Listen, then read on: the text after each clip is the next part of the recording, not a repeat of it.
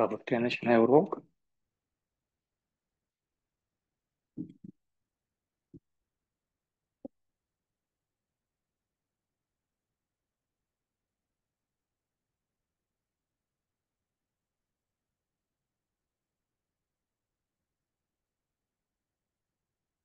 Так, здравствуйте, дорогие друзья. Ой, Александр, вижу вас. Здравствуйте, Виктория. Ой, Лезер, привет. Это ты у нас вообще зачинщик всего мероприятия. Спасибо тебе огромное. Рад всех видеть. Ждем уважаемого Равина Готлиба. Меня зовут Яков Ханонкин, директор проекта «Ваикра». Мы занимаемся образованием Торы онлайн. Стараемся обучать людей. Я живу в пригороде Иерусалима, святого города. И уважаемый каббалист Равин Рав Готлиб тоже живет где-то здесь. Очень мечтаю с ним лично увидеться. Пока что не виделись, но, судя по всему, скоро увидимся.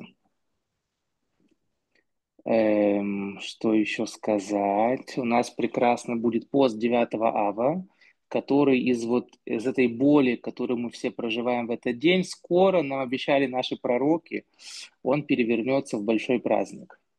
Когда мы поймем, что раз Всевышний разрушает храм, это из великой любви. Когда отец наказывает сына, и сын плачет. Отец плачет в 2 раза сильнее. На каждую слезинку ребенка 2 слезинки отца. Это очень больно наказывать ребенка.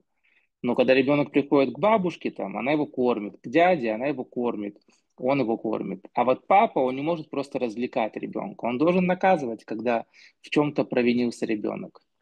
Поэтому, когда Всевышний нас наказывает... О, пришел Равин, я буду сейчас уже. Шалом, квадрав, машломхем.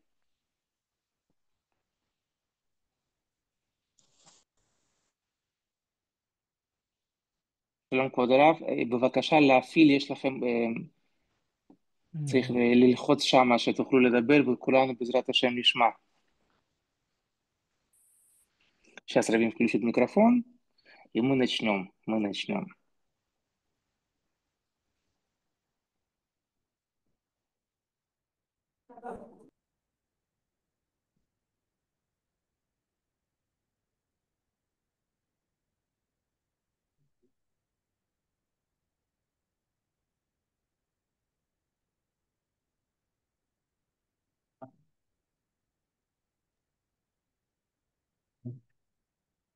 ערב טוב, כבוד הרב, מה שלומכם?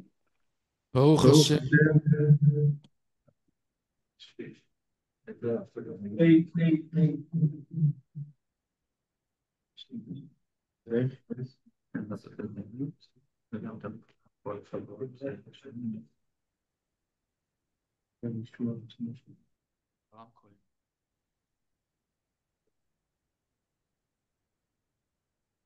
שלום וברכה. האם שומעים אותי? כן, שומעים מצוין, שומעים מצוין, ממש מצוין. יופי. אז אני מאוד שמח להיות איתכם. אנחנו נמשיך לפי בעל הסולם את העיקר הבית, מהות הבורא. Равин очень рад всех нас видеть, быть с нами. Мы будем продолжать учение Каббалы Баля Сулама. И сегодня мы поговорим, у нас уже сегодня второе занятие, второе юбилейное занятие, мы поговорим про Творца, про великого Творца мироздания. Очень интересные вещи сегодня будут. השם יתברך הוא הטוב המוחלט. זה לא טוב יחסי, אלא טוב מוחלט. אנחנו מכירים בני אדם שהם טובים, אבל אדם לא מסוגל להיות טוב מוחלט. א', הוא לא יכול לספק את השני בצורה מוחלטת, וב', לפעמים אני גורם טוב למישהו, אבל דווקא בזה אני גורם רע למישהו אחר. אבל השם יתברך הוא הטוב המוחלט ושלם בתכלית השלמות. Сегодня мы будем с вами изучать качество Творца. И сегодня мы поговорим, что наш великий Творец, он абсолютное добро. Не относительное добро, а вот именно абсолютное добро. Очень важная тема, очень интересная тема. Люди бывают добрыми, но они бывают добрыми относительно менее добрых, чем они. И мы все вот так вот с вами анализируем, характеризуем относительно кого-то. Всевышний, он абсолютное добро. И человек иногда, он может быть добрым по отношению к одному, но твоим добром к этому одному ты можешь быть не таким уже и добрым по отношению к другому в разных ситуациях. Всевышний же абсолютное добро. Всегда, везде по отношению ко всем. И это не характеристика относительная, а абсолютная. הבורא מכונה הטוב והמיטיב. כל הכינויים כולם שאנו מכנים את הבורא, זה על סמך ניסיון. כלומר, חכמי ישראל הגיעו למצב זך, מצב טהור, שבו הם יכלו לחוות את הבורא בחוויה גמורה, והחוויה שהם השיגו היא חוויה של הטוב והמיטיב באופן מוחלט. Всевышнего мы называем, что он абсолютное добро, который дает добро всем остальным. То есть можно быть добрым, но другим как-то не участвовать в этих процессах по отношению к другим. Он сам по себе добро, и он хочет этим добром делиться. Это определение Творца. Очень важно это помнить и знать. То есть так мы его называем в Торе. И наши мудрецы, великие праведники, которые достигли максимального контакта с Богом, вот те самые великие пророки, те самые великие праведники, они могли это проживать в контакте с Богом. Они могли это на 100% ощущать. То есть люди, которые максимально себя очистили, в контакте с Богом могут прямо вот на всех уровнях чувств, всей душой, всем телом, всем сердцем, чем хотите, они прямо чувствуют, насколько Творец прекрасный, насколько он добрый. И нам они это сказали. Вы знаете, просто Творец — это что-то потрясающее. כתוב בפיוט שאנחנו אומרים בראש השנה, הטוב ומיטיב לרעים ולטובים. זאת אומרת, כל האנרגיה האלוקית בצורה מוחלטת היא רק לטוב, לרעים ולטובים. Нельзя сразу. כי אין הבורא יתברך מתהפך פתאום לכיוון שלילי לעשות רע ולהזיק, אלא באופן קבוע, נצחי ובלתי משתנה. כל עניינו רק להיטיב ולהשפיע טוב לנשמות. Мы говорим в молитвах Роша Шана, которые мы скоро будем читать, у нас уже совсем скоро Роша Шана, мы там произносим удивительную фразу, что Всевышний, Он хорош, как к хорошим людям, так и к плохим, как праведникам, так и грешным. Что это означает? Что Всевышний абсолютное добро. Он ко всем так относится. У него нет разделения между нами. Если ты абсолютное добро, то ты этим добром проявляешься и к хорошим, и к плохим. Это еще раз доказывает тот момент, что Всевышний абсолютное добро. У него не бывает каких-то других э, вот, влияний на свое творение. Он добр, он прекрасен, он тов. Вот давайте выучим слово тов, кто не знает иврит. Хорош, прекрасен и к плохим, и к хорошим людям, ко всем, потому что он абсолютное добро. אומרים הפסוקים, הבן יכיר לי אפרים, עם ילד שעשועים. זאת אומרת, עם ישראל נקרא בן יקיר. כאן בפסוקים האלה מתוארת אהבה גדולה, איך שהבורא אוהב את עם ישראל, כל אדם באופן פרטי ועם ישראל באופן כללי. כי מדי דברי בו, זכור אזכרנו עוד. כל פעם שאני רק מדבר עליו, אני כבר מתמלא בגעגועים, בזיכרונות, על כן המו מאי לו, רחם הרחמנו, נאום השם. כל הפסוק הזה מתאר געגועים של הבורא לעם ישראל, ואחר כך גם לכלל האנושות.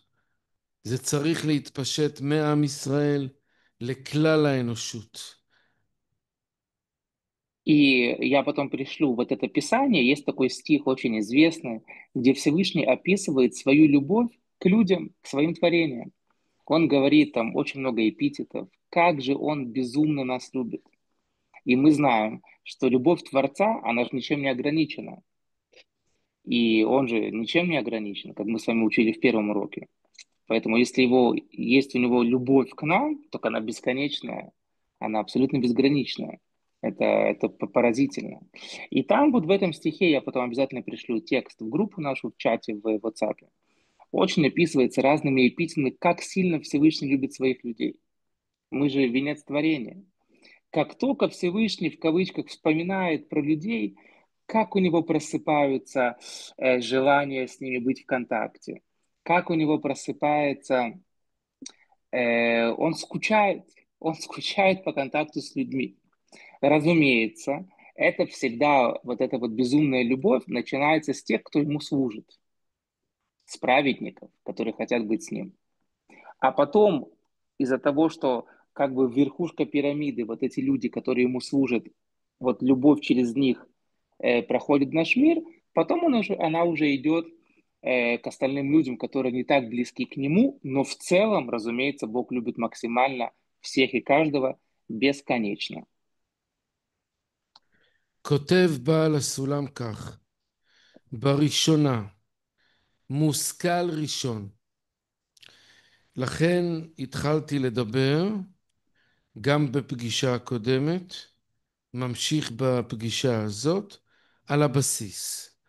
הבסיס הוא הבורא, האקסיומות שקשורות לבורא, ועכשיו אנחנו עוברים לדבר העיקרי שקשור אלינו. בראשונה צריכים להבין את הבורא יתברך, אשר הוא הטוב המוחלט. כלומר, אי אפשר בשום פנים בעולם שיגרום למישהו צער כלשהו. לא יכול להיות שהוא יגרום צער למישהו. И мы с вами учим Кабалу великого Бала Сулама. И Рав Готлиб говорит, что уже в первом занятии и во втором сегодняшнем занятии мы говорим про базу, самые базовые вещи, вот те самые аксиомы, кто же такой наш Творец.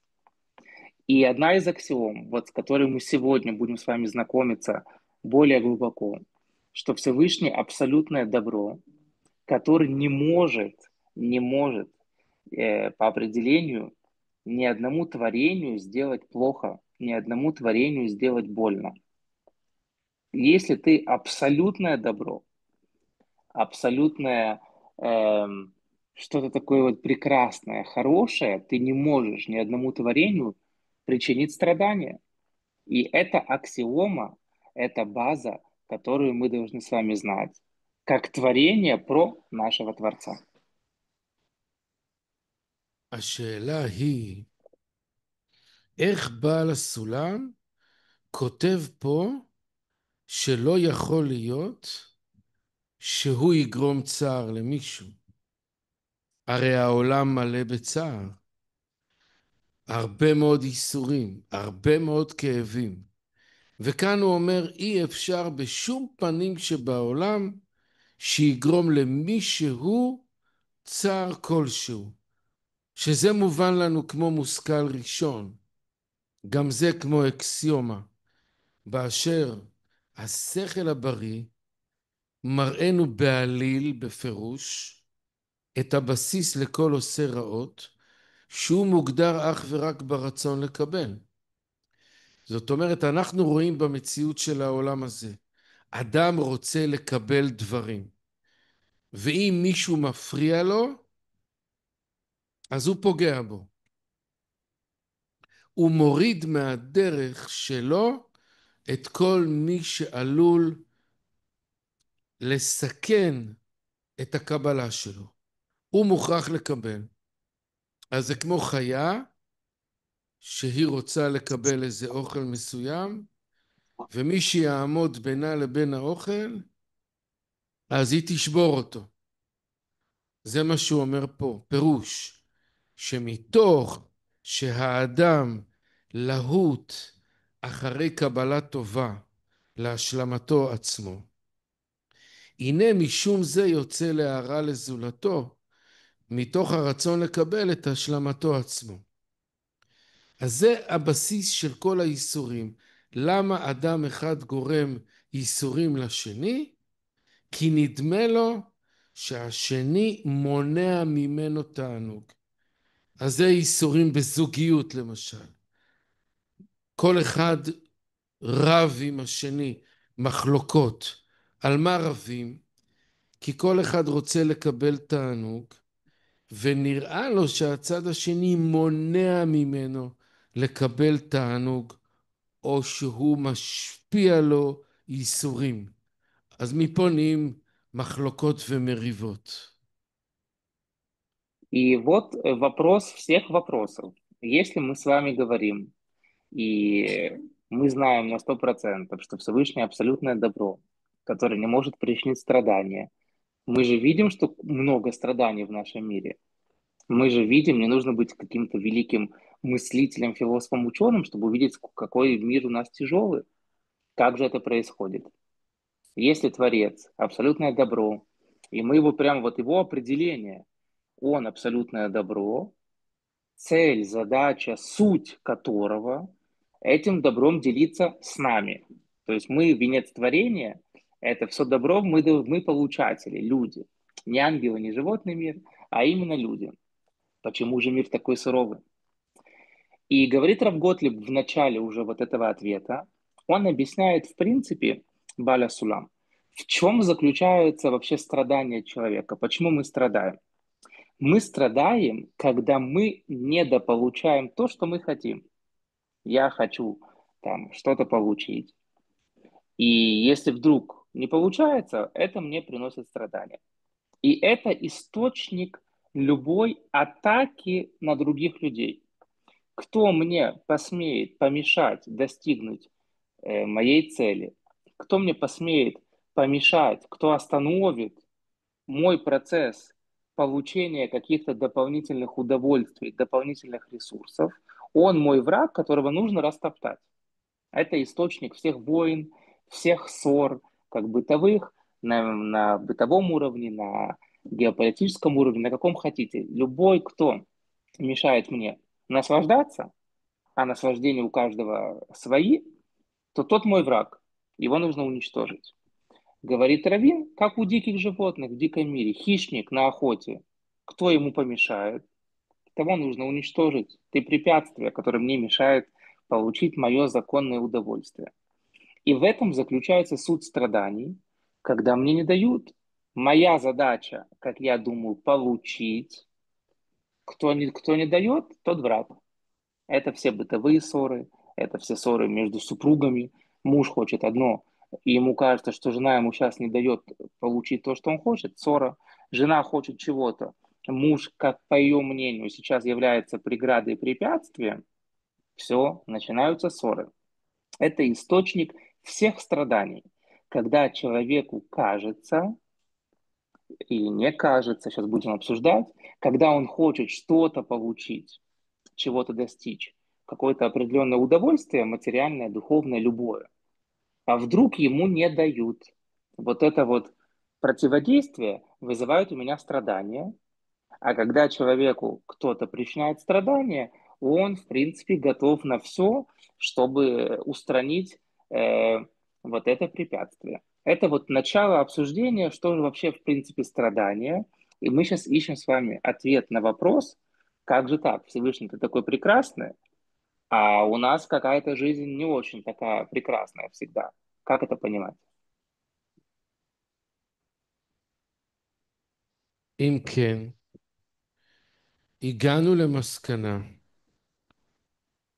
שכל האיסורים שיש בעולם זה מתוך זה שהאדם רוצה לקבל.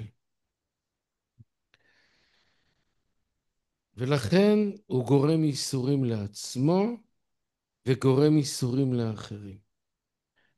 אבל אם האדם לא היה בכלל בעניין של רצון לקבל, אז לא היה בכלל שום רע בעולם. כי כל מציאות הרע נובעת מהרצון לקבל. גם האדם עצמו. למשל, אדם אוכל יותר מדי כי הוא רוצה ליהנות, אז הוא מזיק לעצמו. אדם רוצה לפתח קריירה בצורה לא מידתית כי הוא רוצה ליהנות, רוצה להרוויח הרבה, אז הוא יכול גם כן לקבל התקפת לב או איזה מחלה אחרת, כי הגוף שלו לא עומד בעומס. אז זה צורות שהאדם מתוך הרצון לקבל לעצמו, הוא גורם רע לעצמו, והוא גורם רע גם לאחרים. כל בתי הסוהר מלאים אנשים שגרמו רע לאחרים מתוך שרוצים לקבל לעצמם. כל המלחמות שיש בעולם, גם הפרטיות, מלחמות פרטיות בתוך זוגיות, בתוך חברות, בתי כנסת, כל המלחמות, רוסיה, אוקראינה, כל אחד רוצה לקבל. גם ההתמוטטות של כדור הארץ, ההתחממות הגלובלית, ממה זה נובע? מזה שכל אחד רוצה לקבל, ולכן מפעילים גורמים מזיקים שונים בעולם, שגורמים להתחממות כדור הארץ, כאשר כל אחד חושב רק על עצמו, ולא אכפת לו מאחרים.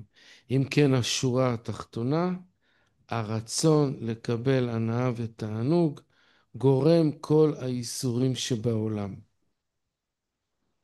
Потрясающая мысль, говорит Равин, что получается, мы с вами выводим определение, что мое желание получать, моя жизнь, которая основана на получении удовольствия, достижении моих собственных целей и обслуживании вот всех моих желаний и страстей, это именно тот фактор, который заставляет меня страдать. Потому что если бы я изначально, если бы человек изначально не стремился бы к удовлетворению своих порывов, удовольствий и страстей, то тебя бы вообще бы ничего бы не расстраивало. Ты бы в жизни бы не получал бы какие-то страдания, потому что ты же ничего не хочешь. Ты ни к чему особо не стремишься. Ты не стремишься к комфорту, который у тебя якобы забирают. И тогда у тебя вообще было бы все хорошо. То есть мое собственное желание удовлетворить мои какие-то личные амбиции и потребности, которые я сам себе придумал, они же являются причиной моих страданий, потому что я это хочу, а я это не получаю обычно. Теперь давайте обсудим. Сейчас, секундочку, я посмотрю, это у кого-то микрофон. Сейчас, секундочку.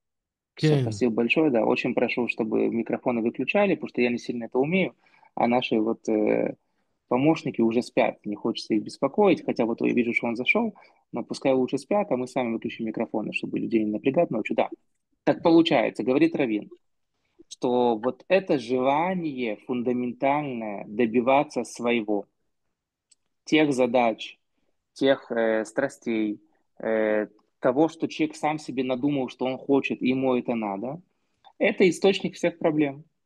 Давайте разбирать. Иногда в карьере, когда я себе ставлю какие-то очень амбициозные цели, человек может сам себе принести огромный вред в виде инфаркта. Там, взял какой-то кредит в бизнес, например, а бизнес не пошел, а кредит нужно возвращать. А там, не знаю, заказал груз, а груз не пришел. Опа, что делать? Все, разрыв сердца, не дай бог, конечно. А зачем же ты это все сам себе придумал? Кто тебя просил? Ты сам этого всего захотел. Все войны, все проблемы, любой конфликт на всех уровнях, на самых простых, на самых сложных, на бытовых у себя дома или геополитически, сейчас, секундочку, я очень не хочется кого-то удалять из чата, но, к сожалению, вот приходится, сейчас, секундочку, все. Да, все, прошу прощения, все теперь будет всем слышно и спокойно. Да, то есть мое желание, мои амбиции, они меня могут привести к очень нехорошим каким-то вещам. Когда человек чрезмерно чего-то хочет, может там в спорте себя довести к каким-то травмам, в бизнесе может какие-то чрезмерные риски. И во всех сферах жизни, какую мы не берем, чрезмерное желание чего-то, какой-то дисбаланс, он может мне только сделать большой-большой ущерб, о котором я даже не думаю, потому что я сфокусирован на достижении именно моих целей. Больше я ничего не вижу, как слепой бегу. И поэтому люди воюют, поэтому семьи разрушаются, потому что я хочу, и не смейте мне, пожалуйста, мешать, никто. И в этом как бы фундамент всех проблем, фундамент всех страданий. Вот эта вот человеческая натура, которая хочет только получать и абсолютно без остановки, абсолютно не имея каких-то правильных пропорций. Когда ты хочешь только получать без остановки, вот бывают очень большие проблемы из-за этого. והיות שהבורא יתברך הוא שלם בתכלית השלמות, ממילא מובן שלא שייך אצלו רצון לקבל משהו, כי לא חסר לו שום דבר. והיות שהוא קדמון לכל דבר, אם כן אין מישהו שיכול לספק לו משהו, כי כל מה שיש במציאות הרי בא ממנו. וברור אם כן שאין לו שום רצון לקבל, ואם אין לו רצון לקבל, ממילא לא יכול להיות שיגרום רע למישהו. И раз Всевышний, потрясающая, очень глубокая мысль, раз Всевышний, он абсолютный, ему ничего не надо. Он точно не хочет ничего получить, потому что он абсолютный, нет у него недостатка. Кто хочет получать, кто хочет чего-то достигать, тот, у кого чего-то не хватает. Это люди. Творец, который абсолютный, а что ему хотеть? Желания получить у Бога нету, потому что нечего ему получать. И мы знаем, что Бог был раньше нашей Вселенной. Он первичный, он был всегда. Нет у него вообще такого начала, конца. Он всегда. И раз ты был раньше, раз ты был всегда, то, что сейчас появилось, это ты все инициировал. И поэтому тебе отсюда брать нечего. Поэтому у Бога нету вот с этим никаких вопросов получения, удовлетворения своих каких-то нужд. Он абсолютный. לפי זה, שכל המציאות כולה נבראה על ידי הבורא ומתחדשת בכל יום, וכל מה שיש לכל איש ואישה זה הכל מהבורא, הפרטי והכללי. אז רצון לקבל אין לו. אם כן, כל הפעולות שמתפעלות ממנו זה בגלל שהוא רוצה להשפיע, כלומר לתת לנבראים. בורא אותם, יוזם את המצבים שלהם, והכל בכדי לתת להם, למלות אותם. ממילא אנחנו צריכים להבין באופן מוחלט שהבורא עצמו הוא משפיע תמיד באופן חיובי, רק טוב ורק מילוי נמשך ממנו לנבראים, ולכן הוא נקרא בשם הטוב המוחלט. И тот, Всевышний, да, которому ничего не надо, который был, есть и будет всегда, он может только давать, он может быть только абсолютным добром, потому что процесс получения, процесс насыщения к нему абсолютно неприменим. У тебя же все есть, ты же абсолютный. А что же тогда ты можешь? Ты можешь только создавать нас, свои творения, чтобы нас насыщать, чтобы нам помогать, чтобы восполнять наши потребности. Поэтому Всевышний, который абсолютный, который был всегда, который абсолютно ни в чем не нуждается, мы его называем абсолютное добро, потому что ты единственный, кто может абсолютно вот давать, не ожидая, что кто-то тебе что-то вернет или что-то получить от кого-то. Абсолютное вот движение только в сторону своих творений, насыщать, наполнять, давать им жизнь и все необходимое им. Поэтому мы его и называем, что он дающий, и он абсолютное добро. אם כן, איך אנו יכולים להבין את כל הצער והכאב שישנו בעולם? אומר בעל הסולם, תשאל את הבוטניקאי ויגיד לך, ככל שהפרי יותר מתוק בסופו, כך הוא יותר מגונה ומר בתחילתו. משמעות הדבר, שרצונו של הבורא להיטיב לנבראים, הוא כולל גם את יצירת הכלים. למשל, דוגמה גשמית, אם אני רוצה לתת לכם ארוחה נהדרת, כי אני רוצה שיהיה לכם טוב, אבל זה לא מספיק. אני צריך לדאוג שאתם גם תבואו רעבים, כי אם לא תבואו רעבים, לא תוכלו ליהנות מהארוחה. אם כן, חלק מההטבה זה שאתם תבואו רעבים. И мы начинаем отвечать наконец-то на вопрос, самый вопрос всех вопросов. Почему мир наполнен страданиями, если его творец – абсолютное добро?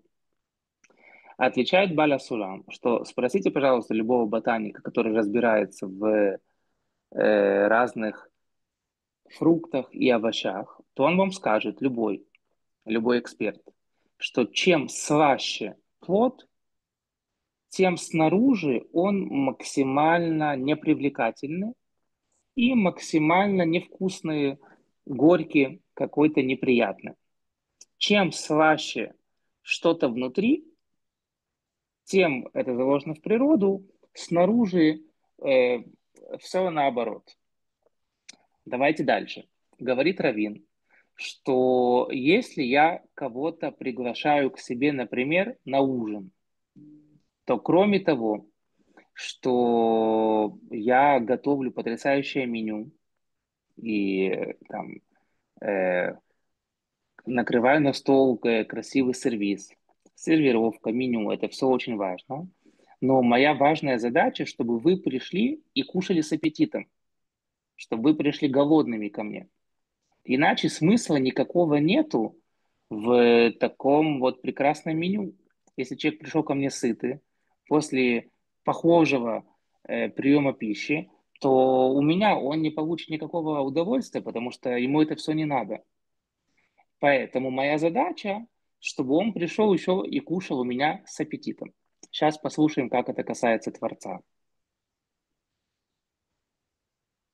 הכלל היסודי בעניין של תענוג זה שיתרון האור ניכר מתוך החושך.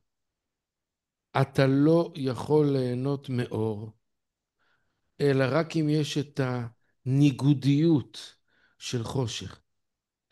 כל דבר יכול להתגלות רק על ידי הניגודיות שלו. למשל, אתם עכשיו יושבים, אתם בכלל לא יודעים שאתם יושבים, אתם לא מרגישים את זה, אתם לא חושבים על זה. אבל אם הייתם עומדים ברכבת 10 שעות ולא היה מקום ישיבה, אז אחרי זה כשהייתם מתיישבים, הייתם מרגישים טוב טוב את התענוג של הישיבה. מדוע? כי היו לכם 10 שעות של ייסורים שהם הכינו את התענוג של הישיבה. אז כל דבר ניזון מההפך שלו. בכדי ליהנות מבריאות צריך להיות חולה. בכדי ליהנות מאהבה צריך לחוות שנאה. בכדי ליהנות משלום צריכה להיות מלחמה. אם כן, הבורא הוא הטוב והמיטיב, והוא משפיע רק טוב. אבל הרבה פעמים בשביל שהוא ישפיע את הטוב, צריך ליצור את החושך שמכין את הטוב. Говорит Равин, вот нам правило, очень понятное и очень важное. Чтобы оценить, что что-то хорошо, нужно вначале прожить что-то, наоборот, не очень хорошее. Например, мы все с вами, по-моему, ну, те, кто с камерами точно, я вижу, сидят. Может, кто-то и стоит, но в целом мы сейчас все с вами сидим. Но мы абсолютно об этом не думаем, что мы сидим на стуле и нам комфортно. Этот процесс происходит сам по себе. Если бы кто-то из нас до нашей прекрасной встречи, которой, надеюсь, мы все очень рады, если бы кто-то из нас стоял бы в поезде 10 часов в забитом вагоне, где невозможно сесть, ох, мы бы сейчас очень бы радовались, что мы наконец-то сели после 10 часов страданий вот стоять на ногах в набитом вагоне. Но мы с вами не ощущаем, что мы вообще сидим, мы даже об этом не думаем. Потому что до этого не было вот этих 10 часов в этом поезде. Кто хочет оценить, прожить, порадоваться миру, он должен вначале увидеть, что такое война. Кто хочет максимально понять, прожить, что такое любовь, насладиться любовью, должен на своей шкуре ощутить, что такое ненависть врага. И тогда ты будешь ценить любовь друга, преданность друга. Ничего невозможно оценить, восприять на 100%, пока ты не ощутишь на себе вот противоположность вот этого процесса. Невозможно понять, что такое свет, пока ты не посидишь во тьме. Поэтому Всевышний, Он абсолютное добро. Он дает только добро. Но в нашем мире, увы, есть определенное количество зла и страданий именно для этого, чтобы мы могли понять, что такое добро, именно для этого, чтобы мы могли на 100% оценить, что такое свет. Вот ты почувствуй темноту, почувствуй боль. Тогда ты будешь счастлив, что боли нету. Тогда ты будешь радоваться свету, когда ты вышел из тьмы. Тогда ты будешь радоваться, что ты сидишь, когда ты только что стоял 10 часов. Увы, никак нельзя иначе. אם כן, חכמי ישראל קבעו בצורה ברורה ומוחלטת שכל כאב, קטן או גדול, גשמי או נפשי או רוחני, בא מאת הבורא בתור כלי שבתוכו תוכל לקבל את הטוב המוחלט. ואם כן, גם הכלי עצמו, כלומר גם הכאב עצמו, הוא חיובי. הוא לא בא מתוך רצון לקבל של הבורא, אלא הוא בא מתוך רצון לתת של הבורא. И получается, что любое страдание, любой негатив, любое вот то, что мы пытаемся избежать в жизни, которое с нами случается, это тоже добро, потому что без вот этого негативного опыта мы никогда не сможем по-настоящему оценить и наслаждаться чем-то позитивным. Потому что если я хочу, чтобы ты ко мне пришел, и мы классно поужинали, я должен тебе сказать, слушай, давай ты там с 12 не кушай, приходи ко мне в 5. И вот эти 5 часов, это как бы страдание, как бы ограничение, но оно, его источник тоже добро. Давай классно посидим сегодня вечером. А если ты сейчас придешь сытым, то, ну, что ты пришел ко мне вообще? Поэтому Творец точно так же. Он, когда дает нам отсутствие добра, отсутствие света, это тоже является его добром. Потому что иначе мы так устроены. Мы не сможем оценить э, те какие-то хорошие вещи в нашей жизни, то счастье, которое он нам дает, если мы не ощутим вот в начале до этого негативные какие-то процессы. Но это тоже все добро. Всевышнему не надо нас мучить. Он с этого ничего не получает, и ему не надо ничего получать. Но чтобы дать нам что-то на 100%, нужно иногда нам напоминать, что вам это дают, а как ты это можешь осознать, только когда этого нету. Вот проживи вначале и вспомни вообще, что у тебя в жизни хорошего, какой у тебя прекрасный мир. Иначе мы не воспринимаем. דבר מעניין, בעל הסולם מגדיר מה זה צדיק ומה זה רשע. אז הוא אומר, צדיק זה אדם שמרגיש כל דקה בחיים תענוג.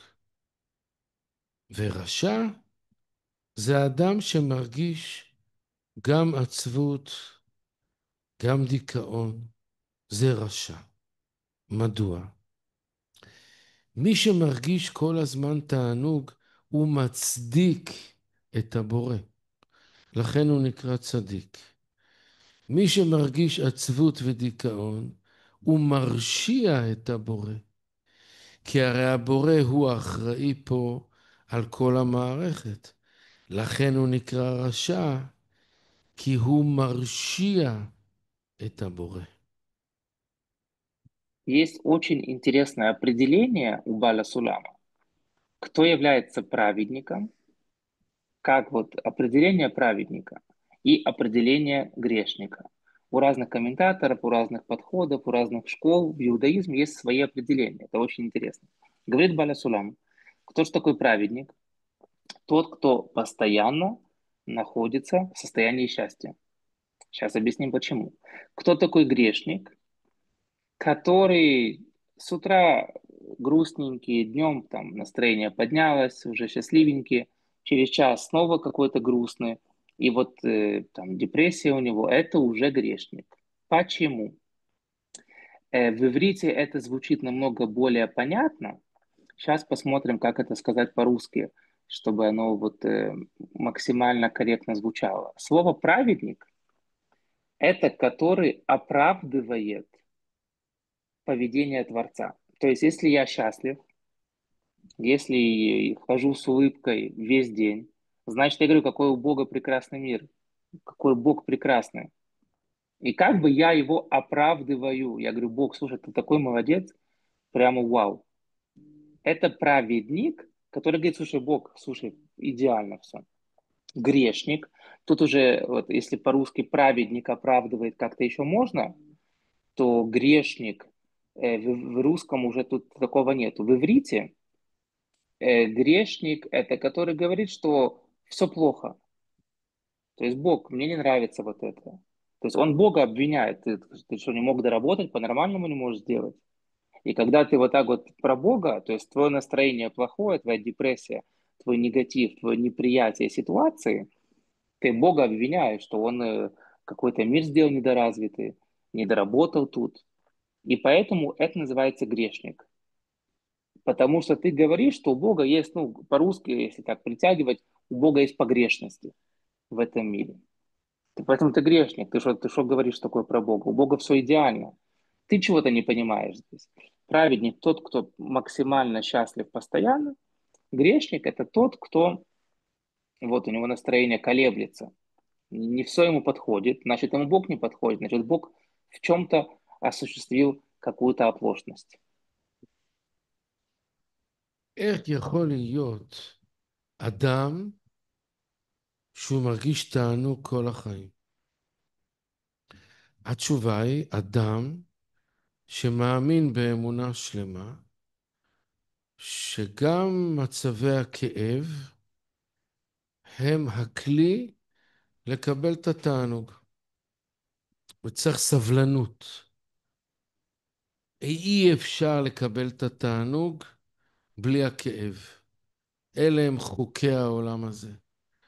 אז לא צריך לברוח מהכאב, צריך לחוות את הכאב, צריך לשמוח בכאב, שעל ידי הכאב בא המילוי. כמו אדם ששמח כשהוא רעב, אם הוא רואה את הסעודה מול העיניים שלו מוכנה. Вопрос всех вопросов. Как же можно быть постоянно радостным? Что это такое за праведник, который даже в моменты испытаний, страданий, дискомфорта, дисбаланса, он ходит с улыбкой с такой же, как при достижении удовольствий и достижении его желаний. Это как вообще такое понять? А потому что он понимает, что так создан наш мир, так Всевышний руководит нашим мирозданием, что бывает такое, что нужно прожить какую-то тьму, чтобы я мог снова полюбить, порадоваться свету. И когда я, не дай Бог, мы не хотим этого всего, мы молимся, чтобы было поменьше испытаний. Это я уже, ну, так от себя. Не дай Бог, когда приходит вот этот момент, когда что-то плохое, ну, на нашем бытовом языке с нами происходит, праведник счастлив, потому что он понимает, это тот же Бог, который дает хорошее, он сейчас мне дает плохое. Нету смысла мне сейчас впадать в депрессию, потому что так устроен наш мир. Я принимаю правила Бога.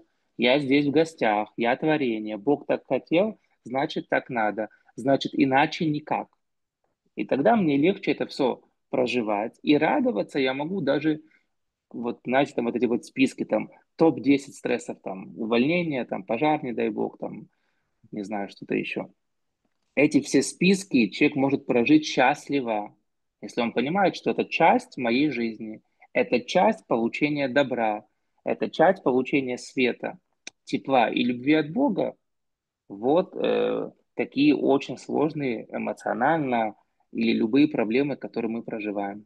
На что это похоже, если взять более простой пример, что я очень голодный, но вот уже несут мне, вот мой шашлык уже несут, баранину несут, я вижу на подносе. И то, что я сейчас ощущаю этот голод, наоборот, я радуюсь. Почему? Потому что я знаю, что с каким аппетитом я буду сейчас это есть. Это, наверное, каждый из нас может легко испытать и проверить на себе. Вот мой голод, когда уже несут что-то хорошее, он меня, наоборот, только радует. Так это ж голод, секундочку. Ты когда голодный и не несут, что ж ты такой грустный?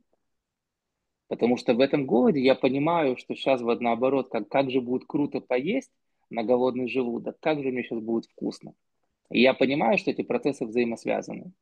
А вот эти праведные люди, которые очень сильно развитые, они это понимают не только, когда уже вот несут поднос, а они это понимают в любых процессах жизненных, в любых проблемах. Это тот же Творец, который меня безумно, бесконечно любит, больше, чем я сам себя люблю, больше, чем мои родители меня любят. Он мне дал вот эту тяжелую ситуацию. Это часть моей жизни, это процесс неизбежный, и праведник всегда радуется. У него одинаковая амплитуда, одинаковое достижение радости и в тяжелых, в хороших, в любых ситуациях, потому что все от Бога. זה היסוד והבסיס של כל היקום. אם אנחנו לא מודעים לזה שיש כאן ישות שהיא טובה באופן מוחלט, אז אין לנו שום בסיס לדרוש מעצמנו להיות מוסריים. אין לנו בסיס לדרוש מהילדים שלנו להיות מוסריים. רק זה שיש כאן ישות שהיא מוסרית באופן אבסולוטי, זה הבסיס לדרישה הזאת. כי האלוקים דורש מאיתנו להיות מוסריים כפי שהוא מוסרי בצורה אבסולוטית. זה הבסיס לאתיקה ולתורת המוסר היהודית והכלל אנושית.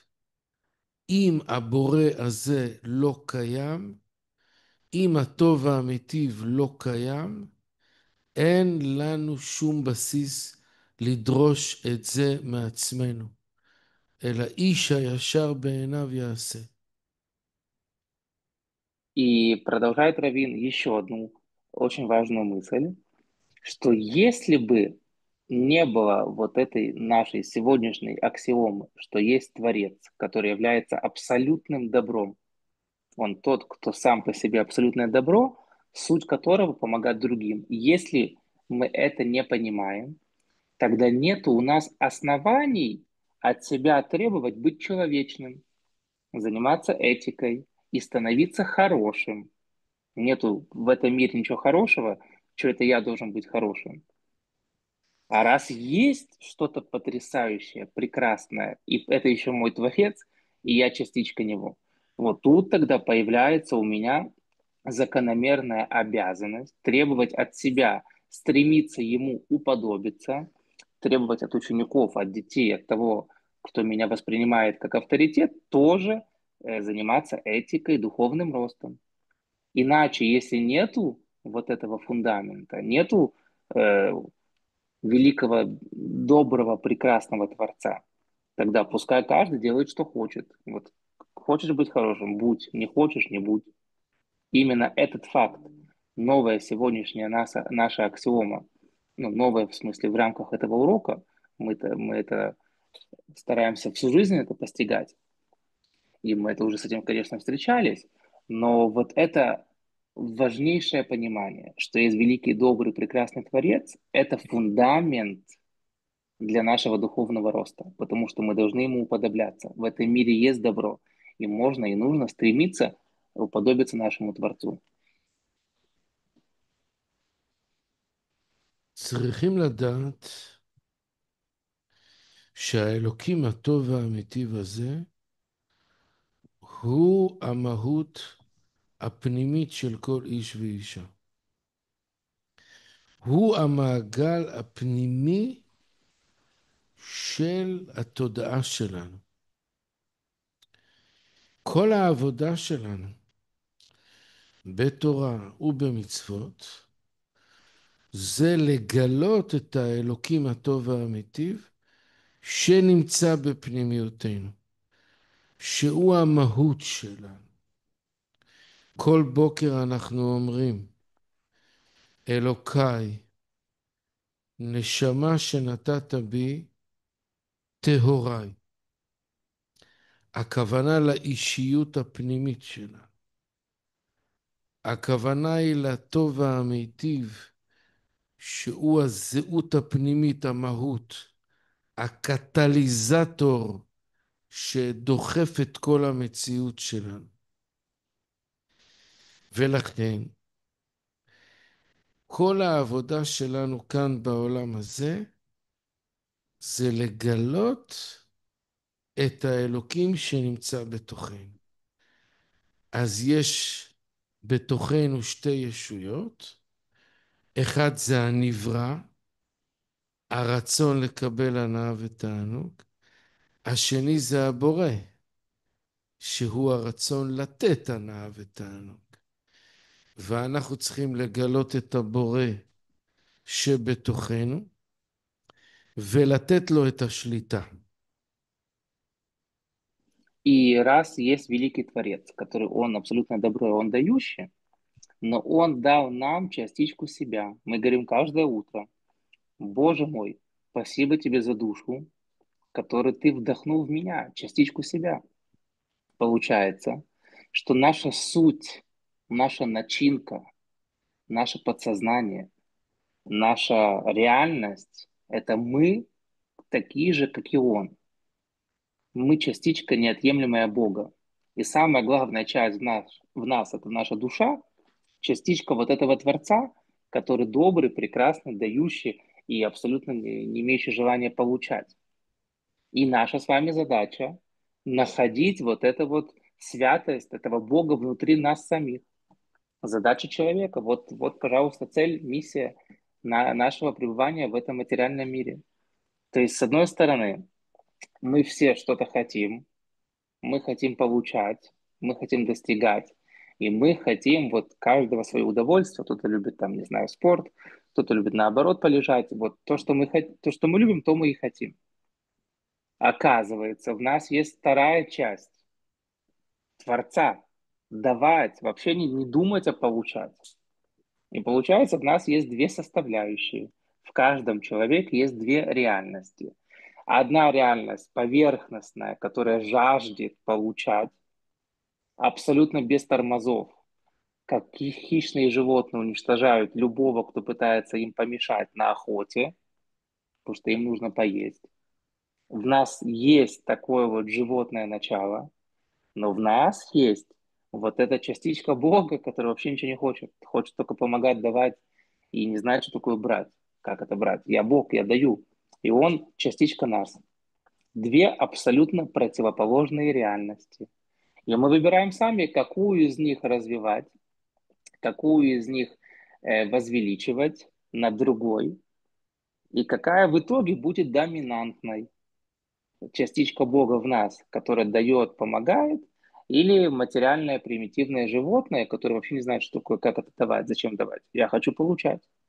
Каждый выбирает сам, кого поставить во главе.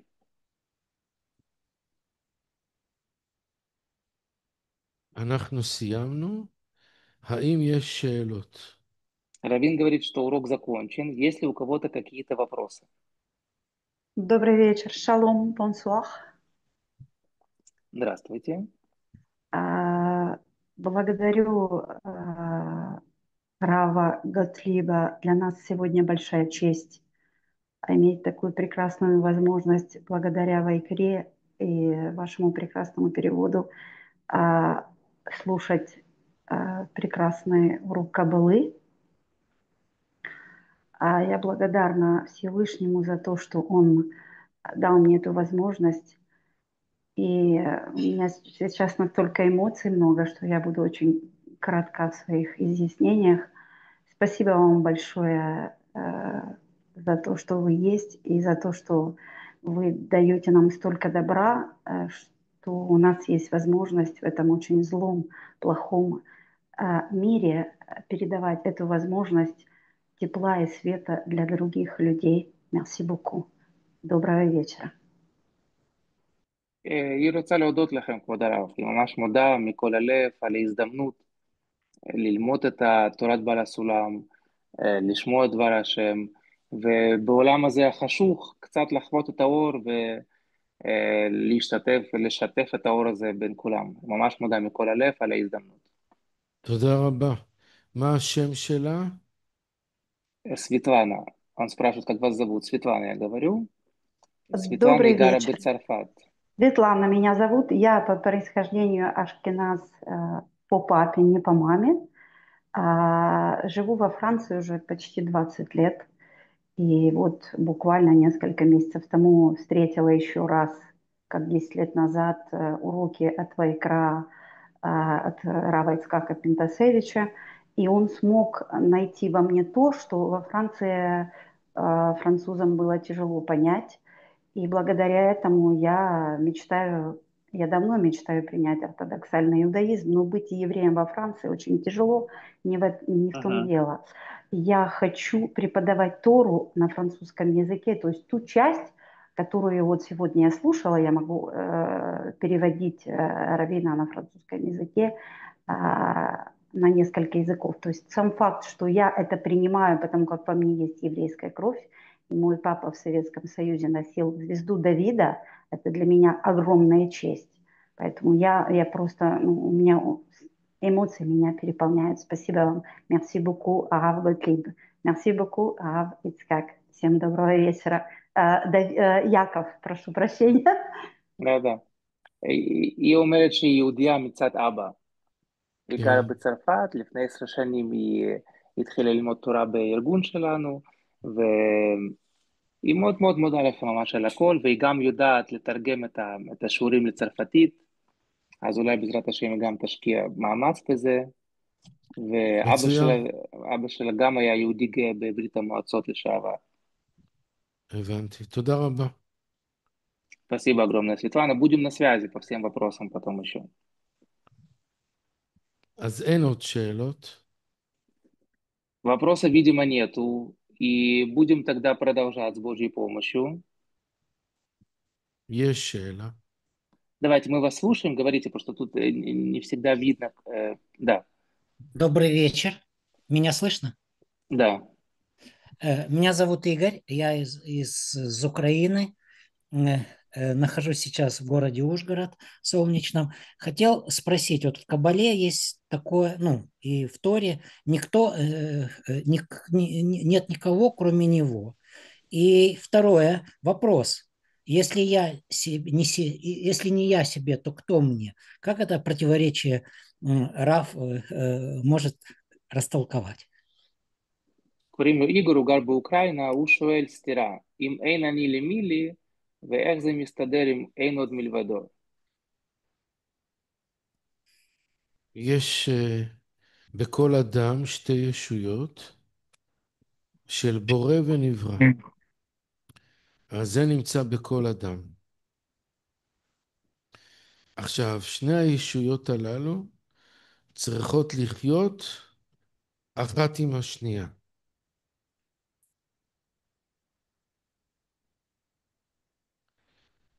אז בעל הסולם אמר כך, לפני שאדם עושה, אז הוא צריך לדעת שהאחריות עליו. הבחירה היא שלו. ומצד ההרגשה הטבעית שלנו, אנחנו לא מרגישים שמישהו מכריח אותנו לעשות משהו. כל אחד מרגיש שהוא יכול לעשות מה שהוא רוצה. אז על זה כתוב, אם אין אני לי, מי לי? אני האחראי, אני צריך לעבוד, אם אני לא יעבוד, לא יהיה מה לאכול, אם אני לא ילמד, אז לא ידע שום דבר, זה לפני המעשה.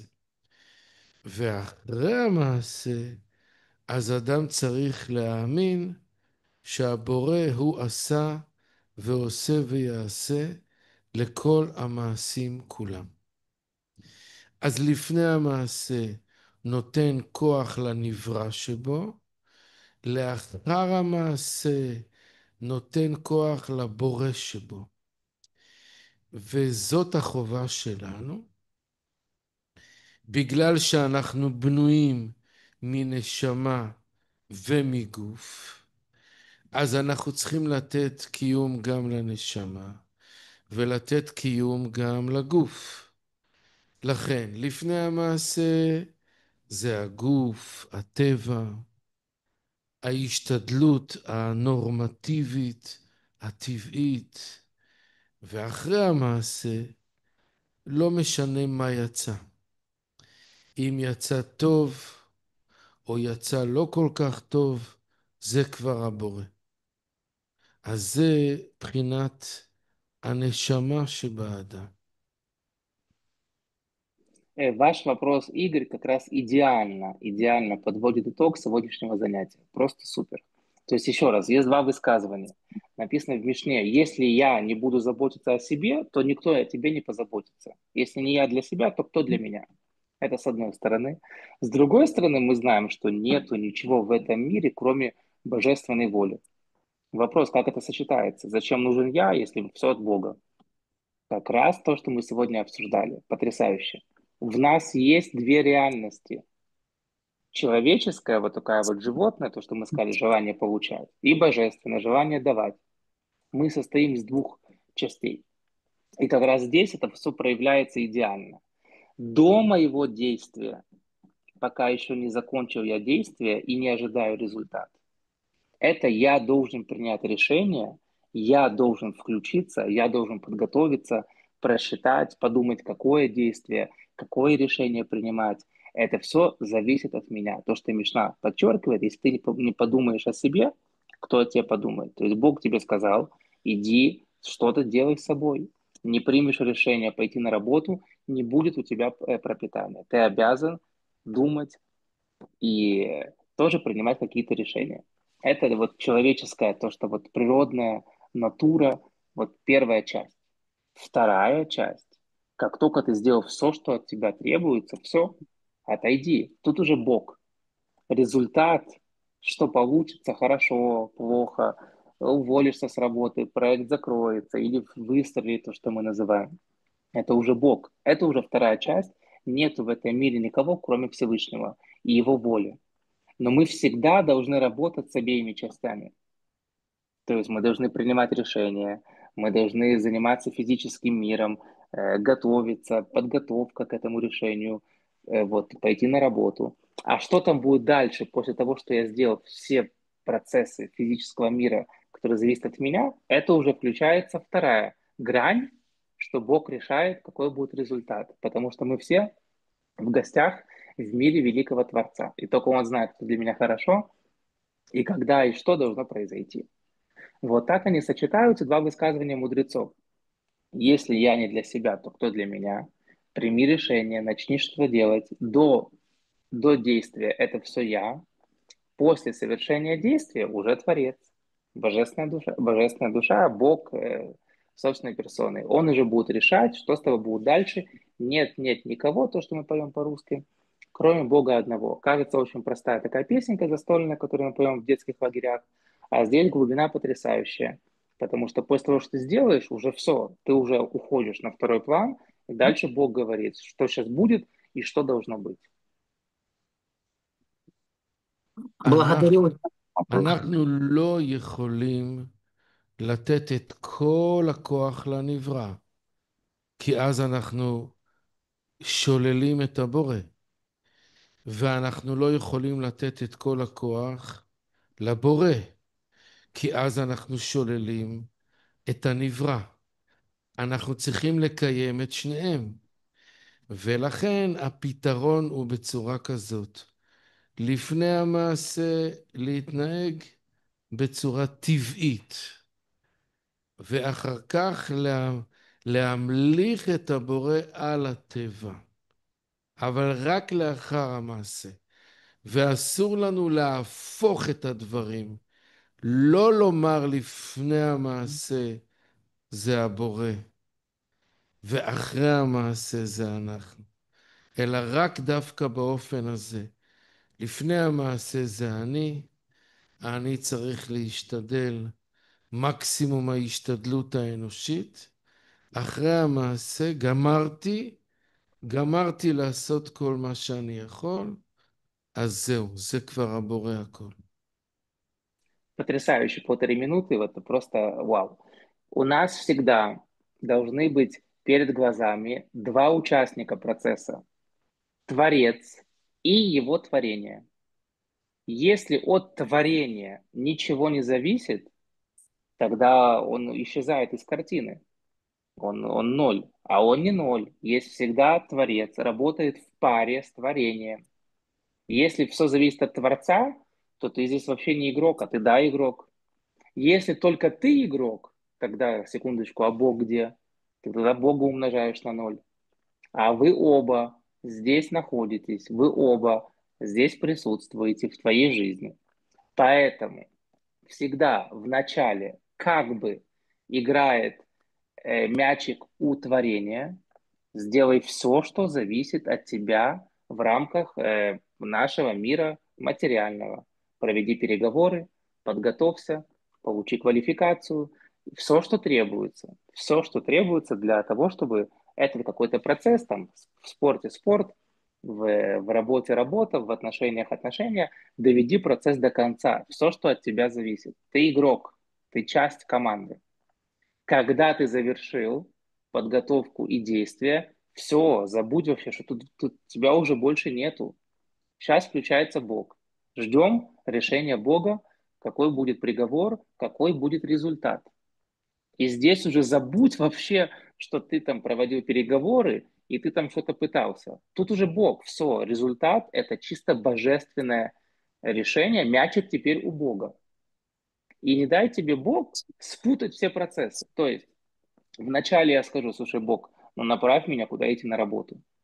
Ты ж Бог, ты творец вообще, я-то кто здесь? А когда ты получишь зарплату или бонус, ты скажешь, о, вот я красавчик, я же ему так понравился, начальник. Нет, наоборот. Ты вначале принимай решение, вставай, иди делай. Это ты, твоя часть. А когда прилетит бонус с Божьей помощью, тогда скажи, слушай, Бог, спасибо тебе большое.